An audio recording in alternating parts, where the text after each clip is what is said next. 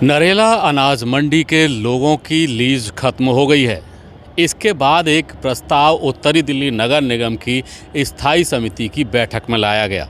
विजेंद्र यादव ने इस पर कुछ सवाल भी खड़े किए। उन्होंने कहा कि इस जमीन को नगर निगम के लिए अतिरिक्त राजस्व की व्यवस्था की जा सकती है। देखिए पूरी रिपोर्ट। एक ओर नगर निगम में सत्ताधारी दल बीजेपी के नेता नगर निगम की मौजूदा संपत्तियों को बेचने में जुटे हैं। दूसरी ओर निगम की अपनी ही संपत्तियों को अवैध कब्जाधारियों से खाली नहीं करवा पा रहे हैं। नरेला की पुरानी अनाज मंडी के मामले में तो खुद बीजेपी के नेताओं ने ही नगर निगम की करीब 500 करोड़ रुपए की अचल संपत्ति यानी कि कमर्शियल जमीन को ही दांव पर लगा दिया है। ये नरेला की वही पुरानी अनाज मंडी की तस्वीरें हैं जिसकी करीब 500 करोड़ रुपए की भू संपत्ति पर बनाई गई इन बहुमंजिला आलीशान दुकानों को स्थायी तौर पर नियमित करने के प्रस्ताव को बुधवार 13 अक्टूबर की स्थायी समिति की बैठक में लाया गया। स्थायी समिति की बैठक में लाए गए इस प्रस्ताव में इन आलीशान दुकानों को शेड बताया गया है। अब हम आपको पूरा माजरा समझाते हैं। दरअसल 110 साल पूर्व नरेला में अनाज मंडी स्थापित की गई थी। तब यहाँ अनाज बेचने के लिए कुछ आढ़तियों को 99 साल की लीज पर शेड की जगह उपलब्ध कराई गई थी। ऐसे करीब 17 आढ़ती हैं। अब उन लोगों की लीज खत्म हो गई है। इनमें से ज़्यादातर लोगों को नरेला की नई अनाज मंडी में नई दुकानों की जगह भी मिल गई है, लेकिन उन्होंने पुरानी अनाज मंडी में अपना कब्जा नहीं छोड़ा, बल्कि यहाँ आगे पीछे और दाएं बाएं सरकारी ज़मीन पर अवैध कब्जे करके आलीशान इमारतें खड़ी कर दी हैं। सीधे तौर पर कहें तो यहाँ अब एक भी अनाज की दुकान बची ही नहीं है। अनाज बेचने के लिए दी गई शेड की जगह पर कॉमर्शियल कॉम्प्लेक्स खड़े किए जा चुके हैं। इनसे पुराने अलाटियों को लाखों रुपए महीने की कमाई हो रही है। उन्हीं तथाकथित शेड में बनाई गई दुकानों को करोड़ों रुपए में बेचा जा रहा है, लेकिन नगर निगम को अपनी इस ज़मीन से कोई राजस्व प्राप्त नहीं हो रहा। आश्चर्य की बात है कि उत्तरी दिल्ली नगर निगम के रिकॉर्ड में अब भी इस जगह पर शेड हैं और उन्हें नियमित करके पूरी तरह से मालिकाना हक देने के लिए यह प्रस्ताव स्थायी समिति में लाया गया है। खास बात है कि नरेला वार्ड समिति में पास कराने के बाद स्थायी समिति में लाए गए इस प्राइवेट प्रस्ताव में कहा गया है कि नरेला की पुरानी अनाज मंडी उत्तरी दिल्ली नगर निगम की प्रॉपर्टी है। पुरानी अनाज मंडी 110 साल पहले लीज पर दी गई थी। इन आढ़तियों को सामान बेचने के लिए केवल शेड लीज पर दिए गए थे, लेकिन अब प्रस्ताव में उन शेड को उन्हीं आढ़तियों को देने के लिए प्रस्ताव लाया गया है। इस प्रस्ताव में कहीं भी इस जमीन के लिए जमीन की वर्तमान बाजार भाव से कीमत वसूलने की बात नहीं की गई है। हालांकि इस मामले में स्थायी समिति के पूर्व उपाध्यक्ष विजेंद्र यादव ने कहा है कि यह जमीन नगर निगम की है, अतः नगर निगम को जमीन की वर्तमान कीमत पर राजस्व मिलना चाहिए। उन्होंने इस मामले को स्थायी समिति की बैठक में भी उठाया। गंभीर विषय है कि हमारी जो कॉर्पोरेशन है वो जूझ रही है कि भाई कैसे कहां से पैसा आए जिससे कोई दिक्कत ना हो, हम टाइम पे समय पे जो वर्कर्स हैं उनकी पे कर सके सैलरी।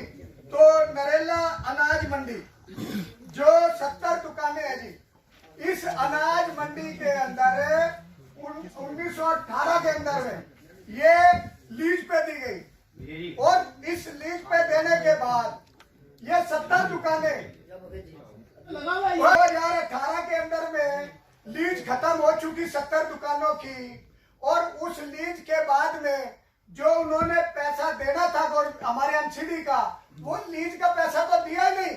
साथ में उन जो 70 दुकानें हैं 180 फुट आगे 21 फुट गहराई 100 मीटर चौड़ाई जाके 350 गज की जगह 70 गुना में 350 अगर 7 × 7 = 49 490 करोड़ रुपए का माल जो वहां एलओटी बैठे हैं उन्होंने दबाया हुआ है।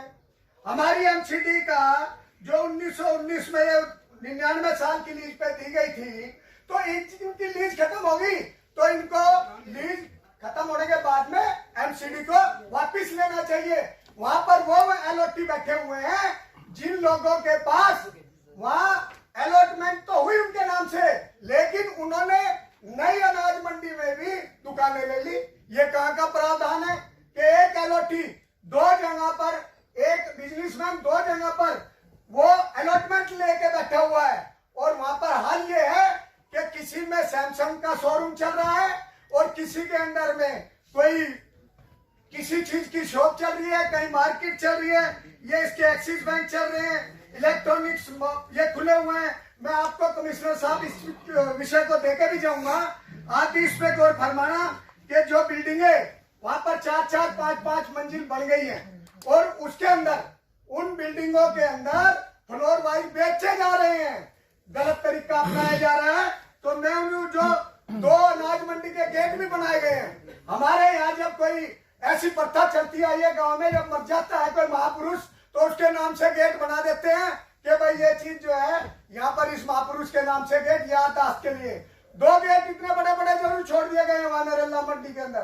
पुरानी अनाज मंडी के अंदर वो गेट इसलिए छोड़े गए हैं कि यहाँ पर सिर्फ ये दिखाने के लिए तो अनाज मंडी का पुराना स्ट्रक्चर है, लेकिन वहां पर जो नियमितीकरण का लगा हुआ है, नियमितीकरण किस चीज का करने जा रहे हैं, जिस चीज को वहां पर शहर का नियमितीकरण मैंने पढ़ा इसके अंदर में कि शहर का नियमितीकरण जा रहे हैं। इस शहर का नियमितीकरण का मतलब ये है कि वहां शेड होने चाहिए। शेड का मतलब ये है कि नीचे पिलर हो, ऊपर वहां पर टीन डाली होनी चाहिए। शेड तो वहां है नहीं, वहां नियमितीकरण तो बिल्डिंगों का कराया जा रहा है। तो मेरी ये गुजारिश है कि जिस तरीके से वहां पर ये नरेला ओल्ड अनाज मंडी में दिल्ली नगर निगम की प्रॉपर्टी पे जो लोग बैठे हैं वो गलत तरीके से, पहले तो उनसे वो जो उनके लीज के पैसे की अमाउंट है वो ली जाए, उसके अलावा वहां से वो उनको हटाया जाए। पुरानी अनाज मंडी में जो हाल है इसकी मैं आपको चाहूंगा कि आदरणीय कमिश्नर साहब ये कापी में पहुंचा रहा हूँ और आप इस पे जो है संज्ञान लेने का प्रयास करें। उत्तरी दिल्ली नगर निगम में स्थायी समिति के अध्यक्ष जोगी राम जैन ने कहा कि फिलहाल इस प्रस्ताव को पोस्टपोन कर दिया गया है और इस पर विचार किया जाएगा, उसके बाद ही इस पर कोई निर्णय लिया जाएगा। नरेला मंडी में लीज पे देने वाले अभी 2 प्रस्ताव हमारे पास आए हैं जो कि वहाँ की वार्ड कमेटी ने भेजे हैं।